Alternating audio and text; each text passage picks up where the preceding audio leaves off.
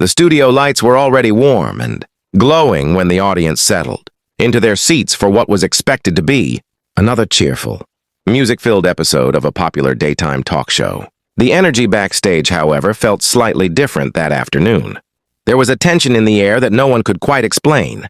Like the quiet before a storm that hasn't yet decided how hard it will fall. Adam Lambert sat in his dressing room reviewing the segment outline. He had been invited to talk about his latest creative direction, upcoming performances, and his thoughts on the evolving music industry. Normally, he enjoyed interviews like this. Light banter, a few laughs, a performance at the end. But today felt off. Across the hallway, Kelly Clarkson was preparing with her usual professionalism. She had hosted countless episodes, always balancing humor with sincerity, making guests feel at home. But even she noticed something unusual in the script notes. A segment that pushed for honest, unfiltered opinions about the current state of pop music and competition among artists. It wasn't typical friendly conversation. It was sharper, more provocative. No one stopped it. That was the first mistake. When the show went live, the audience erupted in applause as Kelly introduced Adam with her signature warmth. Adam entered smiling, waving, and took his seat beside her. For the first few minutes, everything followed the expected rhythm. They joked about touring, fans, and the strange habits artists develop on the road.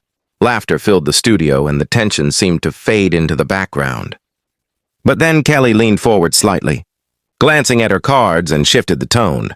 "You know," she began, still smiling but with a more focused edge, "there's been a lot of talk lately about authenticity in pop music.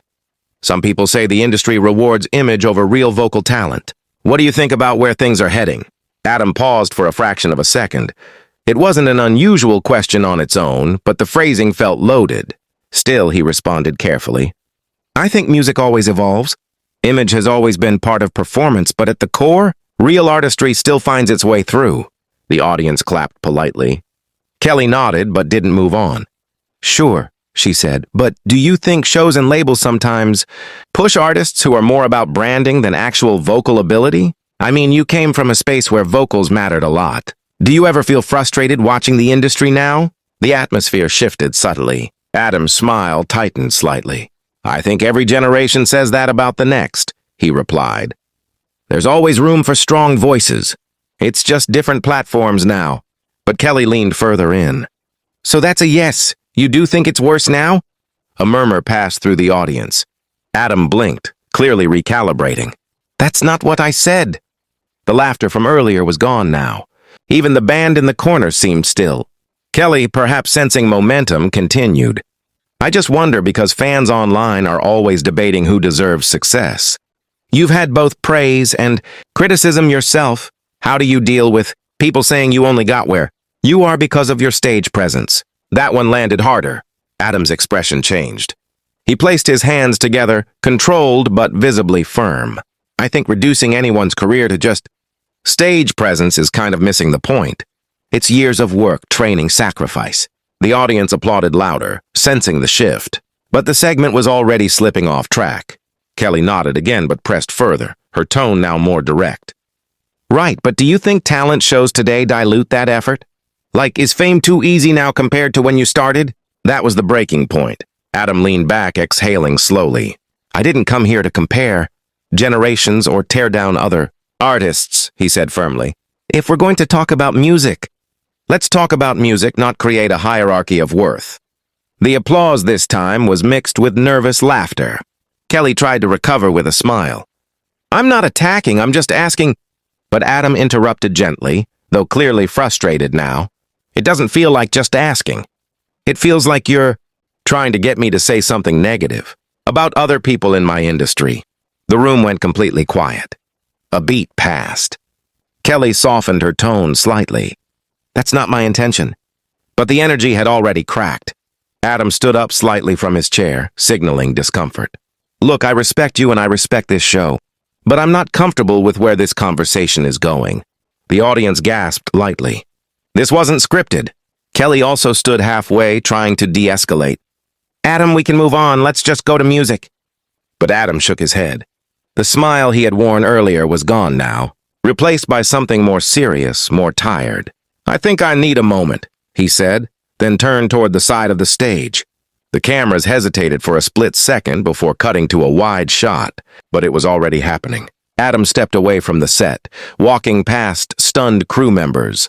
The audience sat frozen, unsure whether it was part of the show or something real unfolding. Behind him, Kelly remained standing, visibly surprised but composed, trying to regain control of the segment. "We'll be right back," she said quickly, signaling to commercial. Backstage, the hallway felt colder than before. Adam paused near a wall, taking a breath, running a hand through his hair. A producer approached cautiously, speaking in low tones. But Adam simply nodded and continued walking toward his dressing room. The energy behind the scenes was chaotic. Assistants whispering, cameras adjusting, directors calling for clarification. No one had planned for this version of events.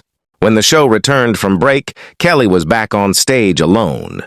She addressed the audience with professionalism, acknowledging the unexpected moment without escalating it. "We had a lively discussion," she said carefully, "and sometimes live conversations go in directions you don't anticipate. But we appreciate Adam being here today." The audience responded with supportive applause. But the tone of the episode had permanently shifted. Later, after filming ended, reports from inside the studio described a quiet resolution. There was no shouting, no confrontation backstage, just a mutual understanding that the conversation had spiraled beyond its intended spirit. Adam reportedly left the studio shortly after, while Kelly stayed behind to complete the remaining segments of the show as planned. In the days that followed, fans debated the moment intensely online. Some argued the interview pushed too hard into comparison culture. Others felt it was simply a misunderstood exchange that escalated under live pressure. But those who were there in the studio described it differently, not as a scandal, but as a rare moment when live television revealed how quickly tone can shift between curiosity and confrontation. And while the headlines exaggerated the drama, the reality was quieter. Two professionals, both respected in their fields, briefly misaligned in a conversation that moved faster than either of them intended. In the end, there was no lasting feud, just a reminder that even in polished studios filled with laughter and lights, unpredictability is always one question away.